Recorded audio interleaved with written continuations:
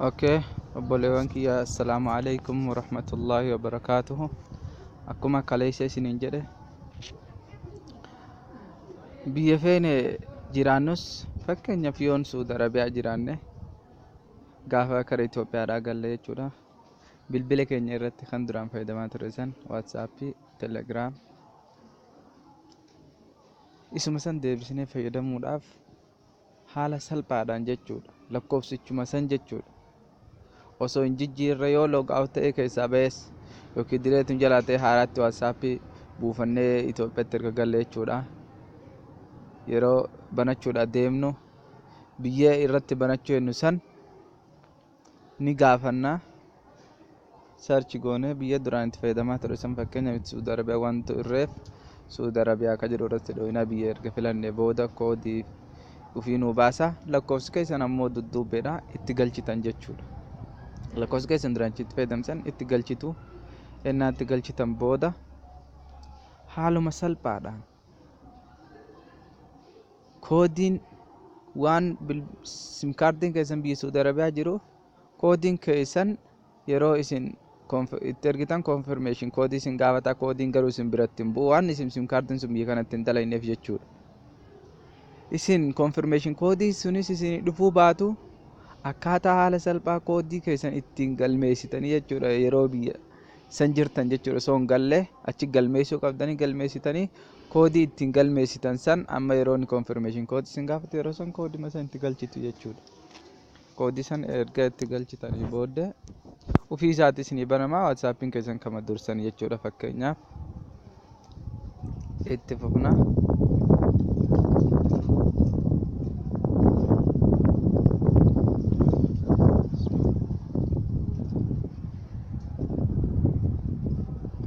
Galatooma waatsaappii irra isin geessa.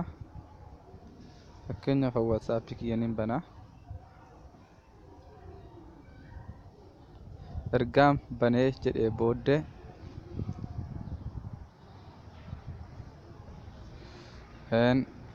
gama irraa olii kana osoon chaatii namaa keessa isin galle kontaaktii jedhu isin galle gabaabumatti gubbaadhuma kana akkuma waatsaappii bantaniin tuqaa sadiin gubbaa irra jirtu tana ni argitan jedhee yaada.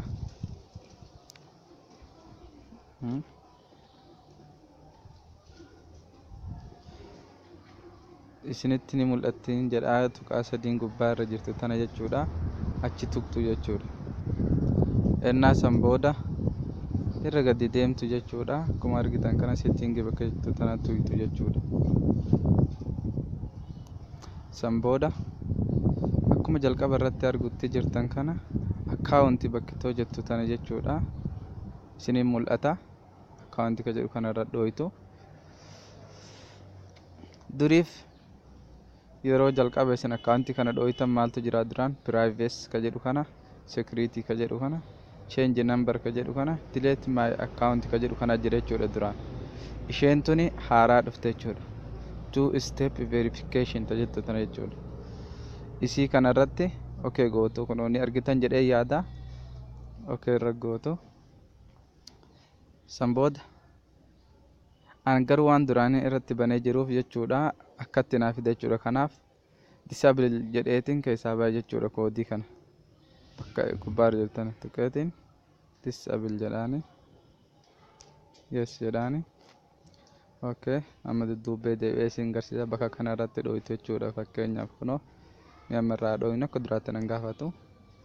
Yeroo irra dhooyne kana akkuma argu jirtan kana enable jedha. Enable bakka jettu kana tuqxan jechuudha. Enable gootanii enable jennaani. Amma kunoo akkuma isin argu jirtan kana koodii nu gaafachuu jira jechuudha. Koodii mataa keenya koodii barbaanne kan irraanfachuu hin dandeenye mataa keenya keessa qabachuu dandeenyu itti galchina jechuudha. Fakkeenyaaf amma itti galchaa. Dijiitii 6 itti galchitan jechuudha. Okay confirmation your passcode jedha.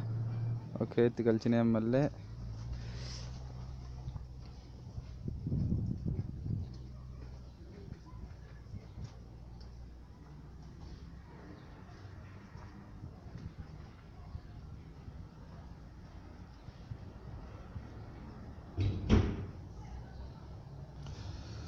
okay yeroo akkatti nuu fidu kana imeelii kee itti galchii jedha. Imeelii yoo barbaadan imeelii keessan itti galchuu dandeessu. Yoo hin barbaanne ammootuyyuu skip bakka jettu tana gubbaa irratti argitan tana tuutan jechuudha. Skip jedhaan jechuudha nama barbaadu. Yoo barbaade garuu imeelii itti galchuu ni danda'a. Skip jettaniin isin yoo barbaadan imeelii qabdan kan raanfachuun yeroo hundatti fayyadamtan jechuudha. Gara boodaatiif imeelii keessan irratti isiniif erga jechuudha yoo barbaadde. Add an email address to your account which will be used to reset your passcode. You forget it and save you generate your account jedha. Skip kayu kanan tuqa jechuudha. Yes jedhani. If you don't add any email address and you forget jedha garuu ani waan barbaanneef itti jechuudha. Xumura jira jechuudha dan jedhaani. Kana booda kan inni na gaafatu yeroon an keessaa bahee itti galu jechuudha. Yeroon kana na gaafate jechuudha. Biyya fedhe yoon hin dhaqe koodii amma itti galmeesse kana dijiitii 6 kanaan fayyadame jechuudha. Yeroo kamiyyuu taanaan haala kanaan obboleewwan kiyya waan beeynu waan tokko tokkorraa waan argee tokko isiniif share godha. Isinis viidiyoo kana share waliif godha, waliif dabarsaa isiniin jedha. Akkasuma kan telegiraamaas yeroo gabaabduu keessatti yeroo biraatti isiniif gadhiisa. Galatooma. Assalaamu alaykum warahmatullahi wabarakatuh.